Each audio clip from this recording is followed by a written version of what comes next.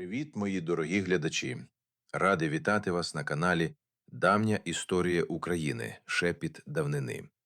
Якщо ви вперше на цьому каналі, підпишіться прямо зараз і натисніть на дзвіночок, щоб не пропустити жодного нового відео.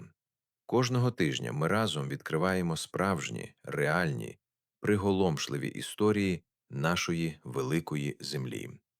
Також буду щиро вдячний за вашу вподобайку.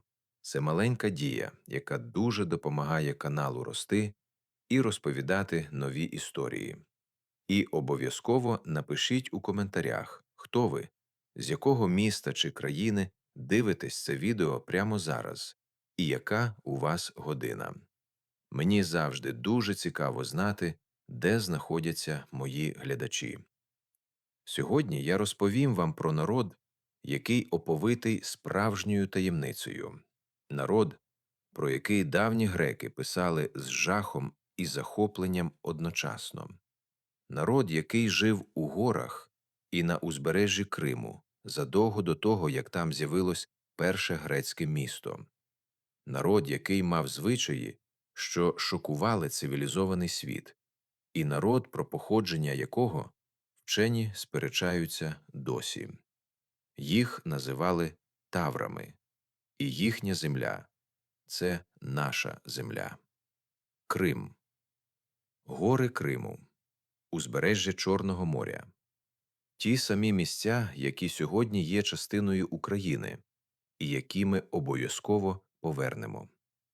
Вмостіться зручніше і дозвольте мені перенести вас у часи, коли ці гори ще не знали ні грецьких храмів, ні римських легіонів, у часи, коли тут панували таври. Почнемо з головного питання. Хто такі таври? Чому про них варто знати кожному українцю? Таври – це давній народ, який населяв гірську і прибережну частину Кримського півострова приблизно з першого тисячоліття до нашої ери, можливо і раніше, але саме з цього часу ми маємо більш-менш надійні свідчення про них. Вони жили на землях сучасного Криму, на землях України. Назва Таврика або Таврида, давня назва Кримського півострова, походить саме від цього народу, тобто навіть у назві Криму збереглась пам'ять про таврів. Хоча звідки саме походить слово «тавр», вчені досі сперечаються. Одні вважають, що воно означає «гора» або «бик», інші шукають інші пояснення. Але факт залишається фактом. Назва цього народу пережила їх самих на тисячоліття. Про таврів писали найвидатніші давньогрецькі автори. Геродот, батько історії, присвятив їм окремий розділ у своїй праці. Страбон згадував їх у своїй географії. Діодор Сицилійський писав про них з очевидним здивуванням. І всі вони, без винятку, описували таврів як войовничий, небезпечний і загадковий народ. Саме слово «тавр» в давнину викликало у греків мурашки по шкірі. І зараз ви дізнаєтесь, чому. Щоб зрозуміти таврів, потрібно зрозуміти землю, де вони жили. Бо земля формує народ завжди і скрізь. Кримські гори – це унікальне місце. Вони не такі високі, як Альпи чи Карпати, але вони надзвичайно мальовничі і надзвичайно суворі. Круті скелясті схили, глибокі ущелини, де навіть вдень буває темно, густі ліси, де легко заблукати, стрімкі обриви над морем, де одна невірна стопа означає смерть. Для людини, яка виросла у цих горах, це рідний і зрозумілий світ. Вона знає кожну стежку, кожну печеру, кожен схований вхід до ущелини. Вона може рухатись тут вночі без факела і не заблукати. Вона може зачаїтись на скелі і не бути поміченою, навіть якщо ворог пройде за метр від неї. Але для чужинця, для мореплавця, який підходить до берегів Криму на своєму кораблі, ці гори виглядають зовсім інакше. Похмуро, загрозливо, непередбачувано. За кожною скелею може ховатись небезпека. За кожним поворотом берегової лінії – засідка. Саме такою і була батьківщина таврів: гори і море, скелі і ущелини, ліси і обриви. Ідеальне місце для народу, який хотів жити за своїми правилами і не бути нікому підвладним. А тепер запитання до вас, мої глядачі. Ви бували в Криму? Бачили ці гори? Чи відчували ви ту особливу енергію цього місця? Напишіть у коментарях, мені дуже цікаво. Таври були осілим народом, але осілим по-особливому. Вони не будували великих міст, як греки, не зводили кам'яних палаців. Їхні поселення були невеликими укріпленими містечками на важкодоступних висотах. Там, де скеля захищала з одного боку, таври зводили кам'яну стіну з іншого. І виходило укріплення, яке було майже неприступним для ворога, що не знав місцевості. Основою господарства таврів було скотарство. Вони розводили худобу, передусім овець і кіз, які чудово почуваються на гірських схилах, вирощували певні злаки на невеликих полях у гірських долинах, полювали у лісах і, що дуже важливо, займались морським промислом. Риба і морські продукти були важливою частиною їхнього харчування. Але була ще одна важлива стаття доходів таврів, і саме вона зробила їх відомими і фірд серед давніх народів – піратство. Таври були вправними піратами. Їхнє знання прибережних скель і бухт давало їм величезну перевагу. Вони знали, де причаїтись, де чекати на корабель, що проходить повз, як непомітно підкрастись і напасти. Для грецьких торговельних кораблів, які ходили по Чорному морю, таврські береги були справжнім жахом. Підійти занадто близько до скелястих берегів Криму означало ризикувати зустрічю з таврами. А ця зустріч рідко закінчувалась добре для мореплавців. Таврські поселення розкопані сучасними археологами і дають нам цінну інформацію про побут цього народу. Одне з найвідоміших – городище Уджбаш поблизу сучасного Інкермана, інше – Кизил-Коба у горах над Сімферополем. Ще одне – на мисі Айтодор, де сьогодні стоїть знаменита Ластівчине гніздо. У цих поселеннях археологи знаходили кераміку характерних форм, кам'яні знаряддя праці і металеву зброю, прикраси з бронзи і заліза, залишки їжі, кістки тварин і риб. Все це складає картину народу, який жив тяжким, але повноцінним життям у своїх горах. Особливо цікаві так звані таврські скриньки – кам'яні поховальні споруди. Вони складались з кількох кам'яних плит, поставлених вертикально і накритих зверху ще однією плитою. Схожі на маленький кам'яний будиночок. В таких скриньках ховали небіжчиків, часто разом з особистими речами і їжею для подорожі в інший світ. Ці поховальні скриньки розкидані по всьому гірському Криму. Їх знаходять і досі, іноді в найнесподіваніших місцях. Вони є найбільш впізнаваним матеріальним слідом таврської культури. Тихі кам'яні свідки народу, що жив і помирав у цих горах тисячоліття тому. І ось ми підходимо до тієї частини таврської культури, яка найбільше вражала і жахала давніх греків – до їхніх звичаїв. Бо таври мали звичаї, які здавались грекам дикими і незрозумілими. Найвідоміший і найстрашніший на грецький погляд – це звичай, пов'язаний з полоненими і чужинцями. Геродот розповідав про це прямо і без прикрас. За його словами, таври приносили в жертву богині Діві, так греки називали їхню головну богиню, чужинців, що потрапляли до них у полон. Особливо тих, хто зазнавав корабельної аварії біля їхніх берегів. Давньогрецький трагік Евріпід написав знамениту трагедію «Іфігенія в Тавриді» саме за мотивами цих оповідей про таврів і людські жертвоприношення. У цій трагедії грецька жриця Іфігенія живе серед таврів і має приносити в жертву їхній богині грецьких мореплавців. Трагедія стала дуже популярною в давнину і ще більше закріпила образ таврів як жорстокого і небезпечного народу. Чи все це правда? Чи дійсно таври приносили людські жертви?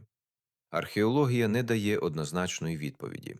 Слідів масових людських жертвоприношень у таврських пам'ятках поки не знайдено. Але це не означає, що таких практик не було. Просто вони могли відбуватись у місцях, які ще не розкопані, або сліди яких не збереглись. Ще один звичай таврів, який описував Геродот, це звичай поводження з ворогами, вбитими у бою. За його словами, таври відрізали голови вбитих ворогів і прикріплювали їх на жердини над своїми домівками. Це мало символічний захисний сенс. Голова ворога охороняє дім від нових ворогів. Подібні звичаї відомі у багатьох давніх народів по всьому світу. Вони шокують нас сьогодні. Але у контексті своєї епохи і своєї культури вони мали цілком конкретний, магічний і соціальний зміст. Це був спосіб показати свою силу, спосіб захистити дім, спосіб вшанувати перемогу. Також таври практикували морське піратство і з полоненими мореплавцями поводились жорстоко. Саме через це грецькі торговці намагались обходити таврські береги якомога далі від суші. Про небезпеку таврських берегів попереджали в грецьких портах, передавали цю інформацію з покоління в покоління. Але тут важливо розуміти одне.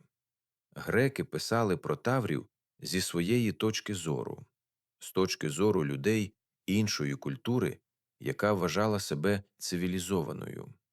Для грека все, що відрізнялось від грецьких звичаїв, було дикістю. Але таври не вважали себе дикунами. Вони просто жили за своїми законами, на своїй землі, за своїми правилами. Що ви думаєте про це, мої глядачі? Чи справедливо судити давній народ за мірками іншої культури? Напишіть у коментарях вашу думку. Центральне місце в духовному житті таврів займала богиня, яку греки називали Дівою, від грецького слова «діва», що означає «дівчина» або «діва». Хто була ця богиня для самих таврів?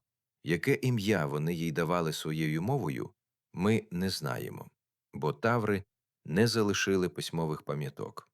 Греки ототожнювали таврську діву зі своєю богинею Артемідою, богинею полювання, місяця і дикої природи. І це порівняння має певний сенс. Артеміда у греків теж була пов'язана з дикою природою, з лісами і горами, теж була богинею-мисливицею, теж мала войовничий характер. Культ діви був дуже важливим для таврів. Їй присвячувались найважливіші ритуали, їй приносились жертви, про неї складались перекази і легенди. Грецькі автори згадують Таврське святилище Діви, місце, де відбувались головні релігійні церемонії. Точне місцезнаходження цього святилища досі є предметом наукових дискусій. Деякі дослідники вважають, що воно знаходилось десь на мисі Фіолент, поблизу сучасного Севастополя. Міс Фіолент – це неймовірне місце. Стрімкі скелі, що обриваються прямо в море. Унизу – темно-синя вода і білий прибій. Вгорі – безмежне небо. Це місце і сьогодні справляє глибоке враження на кожного, хто там бував. Уявіть, яким воно було 2000 років тому, без жодної людської споруди довкола. Лише скелі, вітер, море і небо. Відносини між таврами і грецькими колоністами, які з'явились на берегах Криму починаючи з 7-6 століть до нашої ери, це одна з найцікавіших тем давньої історії нашого регіону. Греки прийшли на береги Чорного моря з торговельними і колонізаційними цілями. Вони заснували міста – Херсонес біля сучасного Севастополя, Пантікапей на місці нинішньої Керчі та інші. Ці міста швидко розвивались і багатіли. Вони торгували з місцевими народами, скіфами, сарматами, меотами. Вони вирощували зерно і рибу і відправляли їх до материкової Греції. Але з таврами у греків відносини склались зовсім інакше. Якщо з більшістю степових народів греки знаходили спільну мову через торгівлю і дипломатію, то таври залишались невблаганними ворогами грецьких поселень. Вони нападали на грецькі кораблі, вони робили набіги на грецькі поселення, вони не хотіли торгувати, вони хотіли воювати. Чому? Відповідь проста. Таври жили в горах, і на узбережжі Криму задовго до греків. Це була їхня земля, їхні мисливські угіддя, їхні рибні місця. І раптом прийшли чужинці і почали будувати свої міста на їхньому узбережжі, освоювати їхні землі, встановлювати свої правила. Для таврів це було вторгненням, і вони реагували на нього так, як реагує будь-який народ на вторгнення – опором. Херсонес – велике і потужне грецьке місто біля сучасного Севастополя, постійно стикався з таврською загрозою. Написи, знайдені при розкопках Херсонесу, згадують про напади таврів і необхідність захищатись від них. Жителі Херсонесу будували потужні оборонні стіни, частково саме через таврську небезпеку. Але таврів не можна було просто перемогти у відкритому бою і на цьому заспокоїтись, бо вони йшли у свої гори, і там їх було неможливо наздогнати і знищити. Вони знали кожну стежку, кожну печеру, кожну засідку у своїх горах. Грецька армія, яка наважувалась переслідувати таврів у горах, ризикувала потрапити в пастку і бути знищеною. Це класична партизанська тактика. Уникай відкритого бою, де ворог сильніший. Заманюй його на свою територію, де ти знаєш кожен камінь. Завдавай несподіваних ударів і відходь. Виснажуй противника, не даючи йому перемогти. Таври застосовували цю тактику з великою ефективністю, і саме тому, попри всю перевагу грецької цивілізації в матеріальних ресурсах і військовій організації, таври залишались незалежним народом дуже довго, набагато довше, ніж можна було очікувати. Давайте поговоримо детальніше про те, що писали про таврів давні автори. Бо саме через їхні тексти ми можемо почути, нехай і відфільтроване через чужий погляд, відлуння цього загадкового народу. Геродот – головне наше джерело. У своїй історії він присвятив таврам кілька абзаців. Він описував їхні звичаї, включаючи вже згадані людські жертвоприношення і поводження з полоненими. Він вказував на їхнє місцезнаходження – гірська і прибережна частина Криму. Він відзначав, що таври відрізняються від скіфів і живуть окремо від них у своїх горах. Страбон у своїй географії теж згадував таврів. Він писав, що вони займались піратством і грабунком, і що грецькі мореплавці дуже боялись їхніх берегів. Страбон описував таврські береги як надзвичайно небезпечні для мореплавства через скелі, бурі і самих таврів. Евріпід, як ми вже згадували, написав трагедію Іфігенія в Тавриді. Це художній твір, а не історичний трактат. Але він відображав те, що греки знали і думали про таврів. І він закріпив образ таврів у грецькій культурній пам'яті. Пізніше римські автори теж згадували таврів. Овідій, відомий римський поет, якого заслали до Томів на берег Чорного моря, писав про таврів як про жахливих і кровожерних варварів. Мабуть, він чув про них багато оповідей від місцевих жителів. І ось ми підходимо до одного з найцікавіших і найзагадковіших питань, пов'язаних з таврами – питання про їхнє походження. Звідки вони взялись? Як давно жили на землях Криму? Чиїми нащадками були? Це питання, на яке досі немає однозначної відповіді. Вчені висловлювали різні гіпотези, і кожна з них має свої аргументи і свої слабкі місця. Одна з найпоширеніших гіпотез – таври є нащадками давнього населення Криму, що жило тут ще з епохи бронзи або навіть раніше. Тобто вони не прийшли звідкись, вони просто завжди тут були. Ця гіпотеза приваблива своєю простотою, і вона частково підтверджується тим, що таврська матеріальна культура має дуже давні корені в Кримському регіоні. Інша гіпотеза пов'язує таврів з фракійцями, народом, що жив на Балканах і в деяких частинах Малої Азії. Певні паралелі між таврською і фракійською культурами справді існують. Деякі дослідники вбачають лінгвістичні зв'язки між цими народами, хоча мова таврів нам практично невідома. Ще одна версія – таври були споріднені з давніми народами Малої Азії, з анатолійськими народами, що жили на берегах Егейського і Чорного морів ще в глибокій давнині. Що цікаво, генетичні дослідження останніх років дають нові підказки щодо походження давніх народів. Аналіз ДНК з таврських поховань проводився в рамках ширших досліджень давнього населення Криму і Причорномор'я. Ці дослідження показують, що таври були генетично відмінні від скіфів і сарматів, степових народів іранського походження. Таврський генетичний профіль більше схожий на давніх жителів Балкан і Анатолії. Це підтверджує гіпотезу про те, що таври були нащадками давнього докочового населення Криму, людей, що жили тут ще до того, як великі міграції степових народів змінили демографічну картину Причорномор'я. Тобто таври – це, можливо, одні з найстаріших жителів Кримської землі. Народ, що зберігав свою культуру і свою незалежність у своїх горах, поки навколо нього змінювались цивілізації і народи.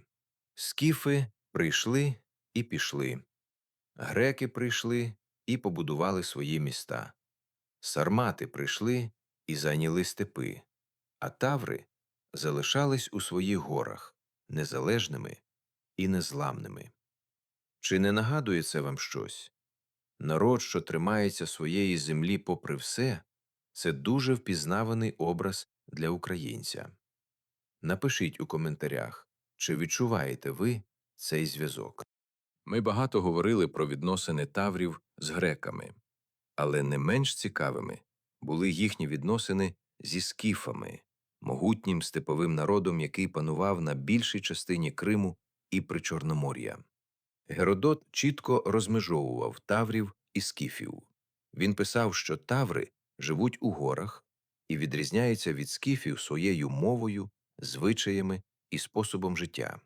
Це були два різних народи з різними культурами і різними стратегіями виживання.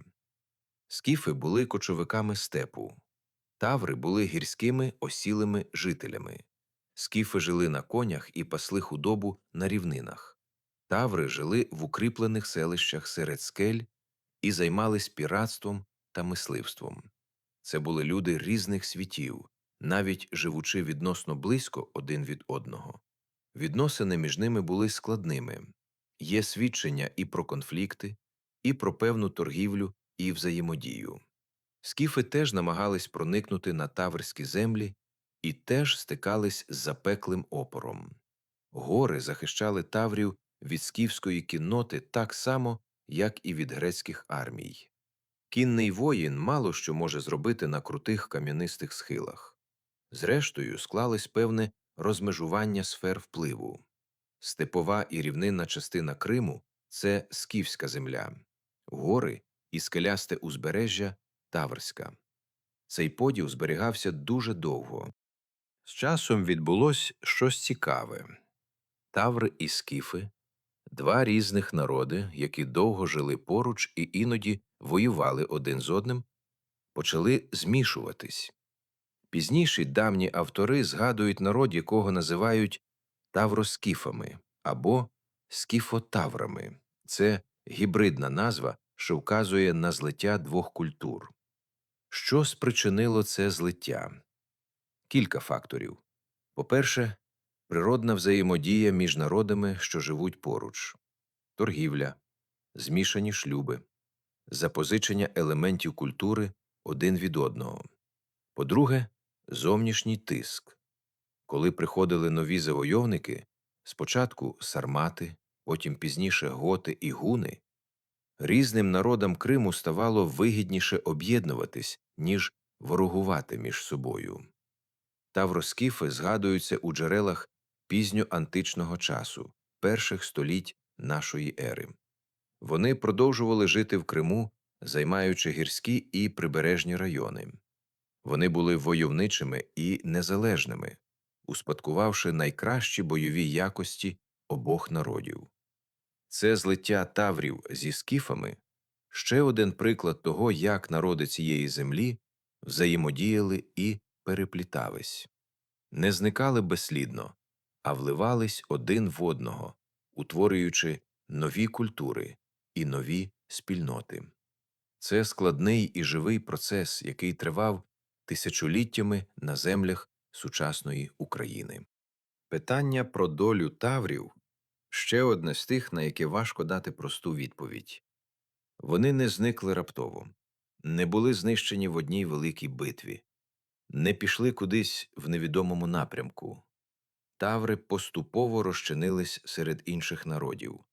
Процес злиття зі скіфами ми вже описували. Але потім відбулись нові події.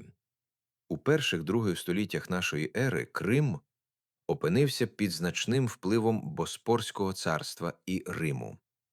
Потім прийшли готи – германський народ, що у третьому столітті нашої ери захопив значну частину Причорномор'я.